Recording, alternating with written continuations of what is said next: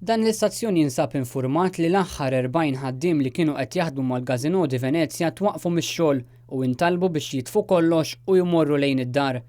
Kien fil-bidu ta' April li għadda meta l-Awtorità Maltija l-logħob u l-lotteriji issospendiet il-liċenzja tal-Gazino di Venezia b'madwar 67 impjegat jitpoġġew f'riskju li jitilfu x-xogħol tagħhom.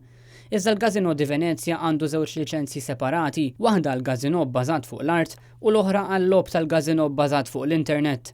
Wara s-sospensjoni tal-liċenzja tal-Gazino bbażat fuq l-art, numru ta' ħaddiema baqgħu jaħdmu mal-gaming portal tal-Gazino.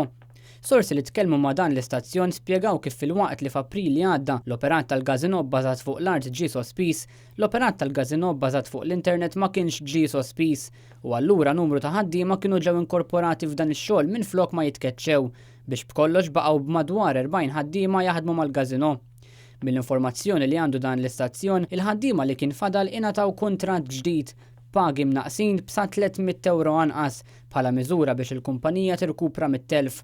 Iżda madankollu l-ħaddiema ma natawx il-paga ta' Mejju. Iżda kien il-ġimgħa wara nofsinhar li dawn il-ħaddiema issejħu fil-gaming stores tax-xogħol tagħhom ftit wara nofsinhar fejn ġew informati b'ittra li fiha l-kap eżekuttiv Fernando Orlandi ħabbar li bordni tal-Qorti Maltija inħatar amministratur ġdid. Fl-ittra li nkitbet bit-Taljan u l-sorsi qalulna li lanqas biss ġiet iffirmata, intqal lil ħaddiema li l-attivitajiet kollha huma sospiżi minn issa l quddiem u deċiżjonijiet sussegwenti jittieħdu mill-amministratur il-ġdid. Kien hawnhekk li l-ħaddiema ġew ordnati biex jitfu kollox u jmorru lejn id-dar mill-managers tagħhom mingħajr ma nataw spjegazzjoni ċara mill-kap eżekuttiv u x-xenti ta' għaliex ittieħdet din id-deċiżjoni.